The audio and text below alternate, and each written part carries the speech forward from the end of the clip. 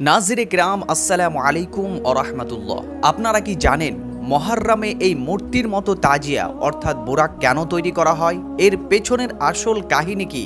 আপনারা প্রায় এমন তাজিয়া দেখেছেন যেখানে নারীর মুখমণ্ডল তৈরি করা হয়, দুই পাশে ডানা লাগানো থাকে এবং নিচে পশুর মতো পা বানানো হয়। এটিকেই বুরাক বলা হয়। অনেক মানুষ এই তাজিয়ার সামনে মানত করে, আগরবাতি জ্বালায় এবং মাথা নত করে। অনেকেই জানেন না যে এই মূর্তির মতো তাজিয়া বানানোর পেছনে প্রকৃত কাহিনী কি। বুরাকের কথা বলতে গেলে সাবে মেরাজের ঘটনা অবশ্যই বুরাকের উল্লেখ পাওয়া যায়, কিন্তু মুহররমে বুরাকওয়ালা তাজিয়া বানানোর পেছনে কি গল্প রয়েছে তা আমি পরে বলছি। আগে আসুন কিছু মূর্তি, মাফ করবেন কেউ হয়তো কষ্ট পাবে, কিছু বুরাক তাজিয়া দেখে নিই, তারপর আমি আপনাদেরকে সেই গল্পটি শোনাচ্ছি যে এর আসল কাহিনী কি। আগে চলুন প্রথমত কয়েকটি ভিডিও দেখে নিই।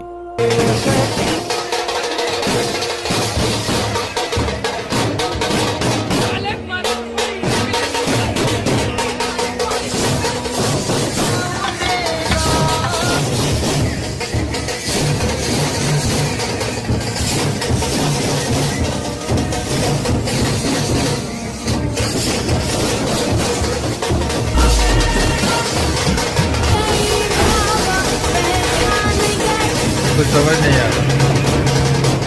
हद हो गई यार दोस्तों।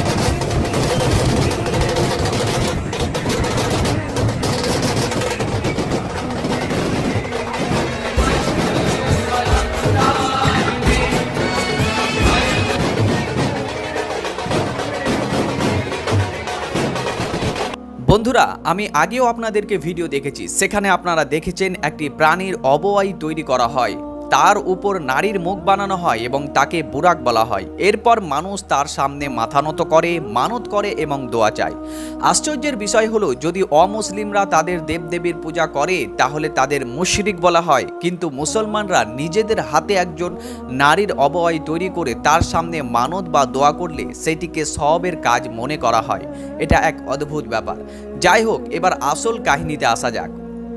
বলা হয়, হযরতে ইমাম হুসাইন রাদিয়াল্লাহু তাআলা আনহু ও তার সঙ্গীদের শহীদ করার পর আল্লাহ জান্নাত থেকে বহু বুরাক পাঠিয়েছিলেন, যাতে তারা কারবালার শহীদের রূহকে বহন করে নিয়ে যায়। সেই স্মৃতিতেই নাকি এই বুরাক তাজিয়া তৈরি করা হয়। আপনারা হয়তো প্রশ্ন করবেন, এই গল্প কোথায় লেখা আছে? আসলে কোনো কিতাবে এর উল্লেখ নেই। আমি মানুষের মুখে এই গল্প শুনেছি। মানুষ নিজেরা এটি তৈরি করেছে। এর কোনো দলিল নেই, কোনো প্রমাণ নেই, এটি কোনো সত্য ঘটনাও নয়। একজন আরেকজন বলেছে, সেই তৃতীয় জনকে বলেছে, এভাবেই একটি মন গড়া গল্প মানুষের মধ্যে কিন্তু ছড়িয়ে পড়েছে। আমাদের এলাকায় এই গল্প বহু প্রচালিত রয়েছে। অন্য জায়গায় হয়তো ভিন্ন ভিন্ন গল্প থাকতেও পারে, কিন্তু আমাদের এখানে কিছু লোক আমাকে বলেছেন যে এই কারণেই তারা বুরাক তৈরি করে। আর শহীদের রূহের ব্যাপারে বলতে গেলে শহীদের রূহ বুরাকে চড়ে যায়, এমন কোনো প্রমাণও নেই। নবী করিম সাল্লাল্লাহু আলাইহি ওয়াসাল্লামের একটি প্রসিদ্ধ ও দীর্ঘায়ু হাদিসে এসেছে, যদি কোনো ব্যক্তি নেককার হয় তাহলে তার রূহ বের হওয়ার সময় আল্লাহ তাআলা জান্নাত থেকে উজ্জ্বল চেহারার মতো ফেরেশতা পাঠান।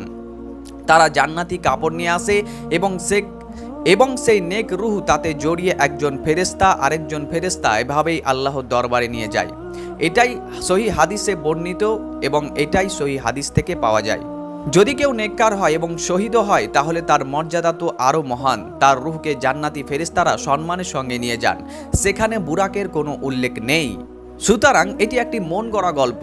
সেই গল্পের ভিত্তিতে একটি মূর্তির মতো অবয়ব তৈরি করা হয়েছে, তাকে বুরাক বলা হয়েছে, আর তার কাছে মানত ও সাহায্য চাওয়া হচ্ছে।